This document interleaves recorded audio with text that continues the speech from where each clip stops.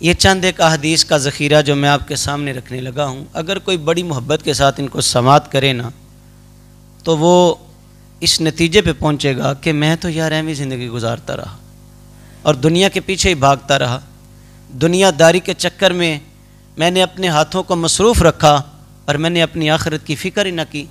دنیا کی حقیقت کیا ہے اللہ رسول کی نگاہ میں، اس پہ چند ایک باتیں آپ کے سامنے رکھوں گا۔ آپ دعا کریں اللہ میری زبان پہ کلمہ حق جاری فرمائے۔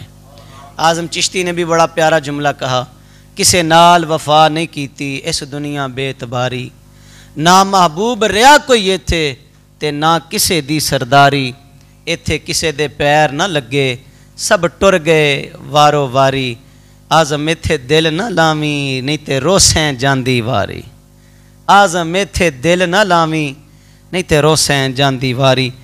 روایت حضرت ابن عباس رضی اللہ تعالی عنہما سے آپ فرماتے ہیں کملی والے علیہ السلام نے فرمایا، دو نعمتیں جسے رب دے بڑی عظیم نعمتیں ہیں، لیکن اکثر لوگ ان میں سے گھاٹے کا سودا کرتے ہیں۔ دو نعمتیں اللہ جس کو دے نا یہ بڑی غنیمت ہے، اور جب دو نعمتیں ملیں تو سودا گھاٹے کا نہ کیا کرو، سودا پھر نہ منافع والا کیا کرو۔ سرکار فرمایا وہ دو نعمتیں کون سی ہیں؟ ایک نعمت ہے تندرستی اور ایک نعمت ہے فراغت۔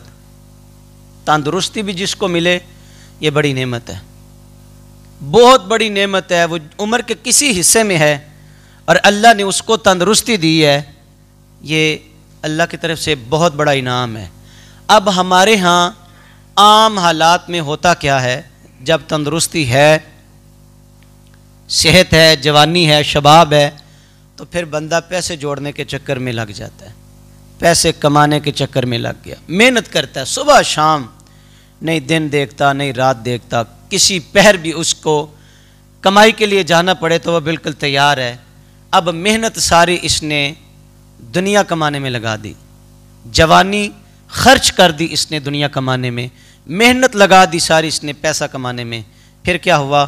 وہ جتنا پیسہ کمایا تھا نا، اللہ نہ کرے پھر تندرستی گئی اور بیماری آ گئی، بیماری آ گئی۔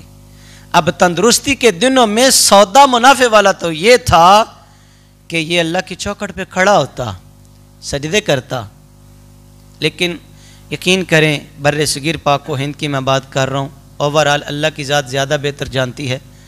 ہمارے ہاں یہ ایک جملہ بولا جاتا ہے، ہجے بڑی عمر پہ یہ کر لیں گے سجدے۔ کسی کو پتہ ہے بھائی کتنی عمر ہے؟ کوئی جانتا ہے میری صبح ہوگی؟ کسی کے پاس ہے کوئی سرٹیفکیٹ جو کہے کہ میں نے جناب 100 سال سے پہلے دنیا کو چھوڑ کے نہیں جانا؟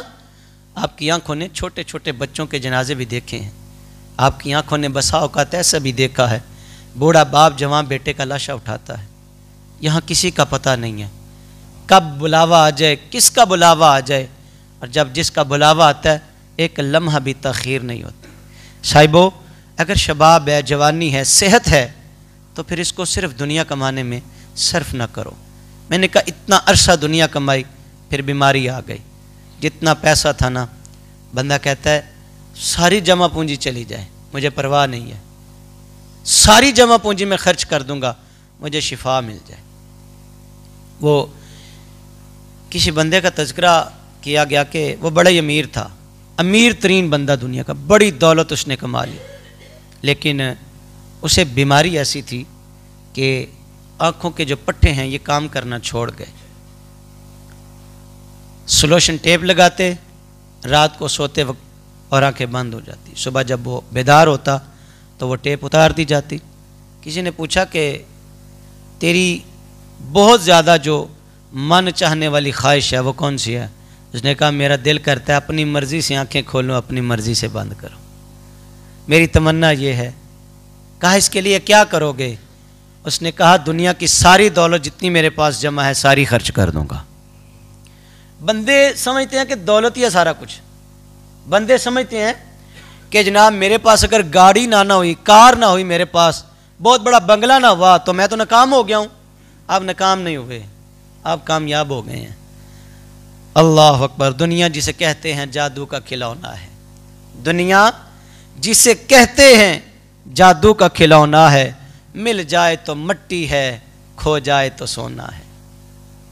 اگر یہ مل جائے نا تو یہ مٹی ہے، اور بھائی جتنی دولت جس کے پاس ہے اس کا حساب بھی اتنا لمبا ہوگا۔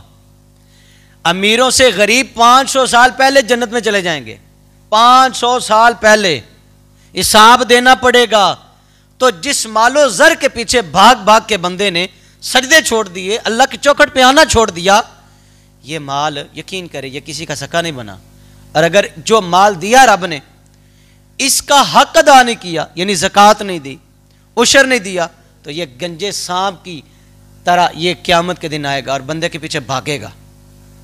بندہ ڈر اور خوف کے مارے دور بھاگے گا اس سے، اور یہ پکار کے کہے گا رک جا، میں تیرا مال ہوں، میں تیرا مال ہوں، میں تیرا مال ہوں۔ صاحب اگر اللہ نے صحت دی ہے، تندرستی دی ہے، تو ان لمحات کو ضائع نہ کرو یار۔ یہ اس انتظار میں، اس اڈیک میں مت بیٹھو کہ جب بڑھاپا آئے گا تو پھر مسجد میں جائیں گے، جب میں اپنے بچوں سے فارغ ہو جاؤں، جن کی شادی بیاہ کر لوں، پھر مسجد میں جائیں گے۔ اسلام نے کسی بات کی آپ کو پابندی نہیں لگائی کہ تو شادی بیاہ اولاد کی کرنے لگا ہے اور اب تو کیا کر، بس اسی کام میں لگ جا، یا اگر تو نے شادی بیاہ کرنی ہے تو یہ منزل تیرے لیے بڑی اوکھی ہے، معاملہ بڑا مشکل سا ہے، مسجد میں نہ آنا۔ نہیں، اسلام نے اعتدال کا رستہ دیا، اعتدال کا رستہ۔ اور دوسرا فرمایا فراغت کے دنوں میں اگر اللہ نے آپ کو وقت دیا ہے، موقع دیا ہے، انتظار نہ کرو، کل پتہ نہیں ہو کہ نہ ہو۔ اگلی روایت سنی حضرت ابن شداد، آپ فرماتے میں نے نبی پاک کو یہ فرماتے ہوئے سنا، کتنے خوش بخت ہیں وہ لوگ جو یہ بات سناتے ہوئے یہ بات کہہ کے، میں نے کہا ان کے مقدر پہ پھر ناز نہیں کرنا چاہیے، ان کے مقدروں کا ستارہ کتنا سونا کہ جو بات کرنے سے پہلے یہ کہیں لوگوں میں نے یہ بات رسول اللہ سے سنی ہے، وہ یہ کہیں کہ میں نے یہ بات حضور سے سنی ہے، حضور سے میں نے بات اس طرح سنی کہ حضور فرماتے ہیں، کملی والے علیہ الصلوۃ والسلام نے فرمایا اللہ کی قسم نہیں ہے دنیا آخرت کے مقابلے میں مگر ایسی جیسے تم میں سے کوئی اپنی انگلی سمندر میں ڈالے پھر دیکھے انگلی کتنا پانی لے کے واپس آتی ہے۔ ایک بندہ نا دنیا اور آخرت کی اس نے پرکھ کرنی ہے، چھانٹ کرنی ہے، جو دنیا کیا ہے اور آخرت کیا ہے۔ تو سرکار نے بڑی خوبصورت، بڑی فصاحت و بلاغت والی بات کی۔ حضور فرماتے ایک انگلی نا، بندہ ایک انگلی سمندر میں ڈبوئے، سمندر میں ڈبوئے اور واپس جب انگلی اٹھائے تو دیکھے وہ انگلی کتنا پانی لے کر واپس لوٹی ہے۔ حضور فرماتے یہ دنیا اور آخرت کی مثال ہے تمہارے سامنے، یہی ہے دنیا اور یہی ہے آخرت۔ آخرت کی مثال اور دنیا کی مثال کتنے حسین لفظ میں بتا دی گئی۔ مولانا نے بڑا خوبصورت جملہ کہا، آب در کشتی ہلاک کشتی است، آب اندر زیر کشتی پستی است۔ فرمایا کہ دنیا میں اس طرح رہو جیسے کشتی پانی میں رہتی ہے۔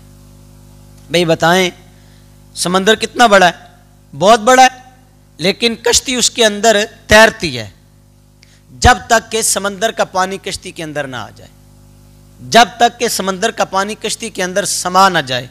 لیکن جو ہی سمندر کا پانی کشتی کے اندر آنا شروع ہو جاتا ہے تو کشتی بھئی کتنی دیر تک چلے گی؟ بولیں جی، چند لمحے کے بعد پھر وہ کشتی کیا ہوگی؟ وہ ڈوب جائے گی، وہ کشتی سلامت نہیں رہے گی۔ کہا دنیا میں اس طرح رہو، اس طرح دنیا میں رہو جس طرح کشتی پانی کے اوپر تیرتی ہے۔ دنیا میں ضرور رہو، قسم با خدا ہمیں تو ہمارے اسلاف نے بڑا سونا زندگی کا ایک معیار دیا ہے، ہم خود بھٹکے ہیں، ہم اپنے نفس کی خواہشات کے پیچھے بھٹکے ہیں۔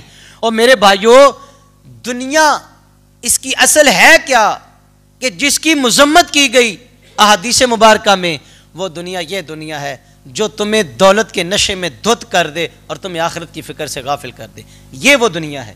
حالانکہ انبیاء نے کاروبار نہیں کیے، بولے جی، اولیاء نے شادی نکاح امور دنیا داری سارے انہوں نے نبھائے ہیں، تو وہ بھی تو دنیا میں رہے۔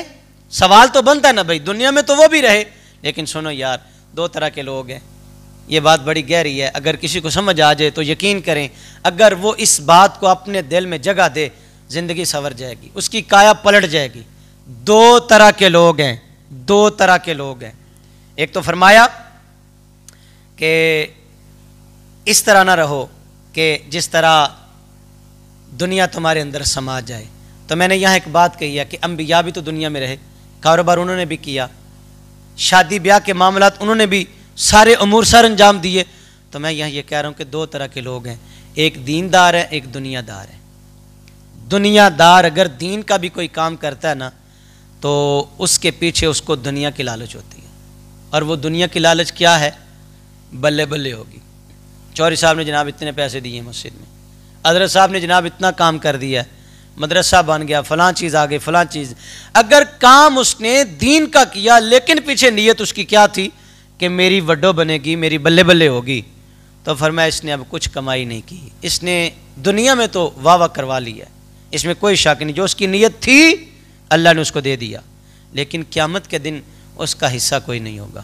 اور کہا دوسرے وہ دیندار لوگ اگر وہ دنیا کا کام بھی کرتے ہیں تو اللہ کی رضا کے لیے ہی کرتے ہیں، وہ کام دنیا کا کرتے ہیں، اللہ تعالیٰ ان کو اس کا بھی صلہ عطا کرتا ہے۔ بھائی سونا، کھانا، پینا، جاگنا، شادی بیاہ، یہ ہماری ضروریات کے لیے ہے، ضروریات زندگی میں سے ہے، جی بولیے گا۔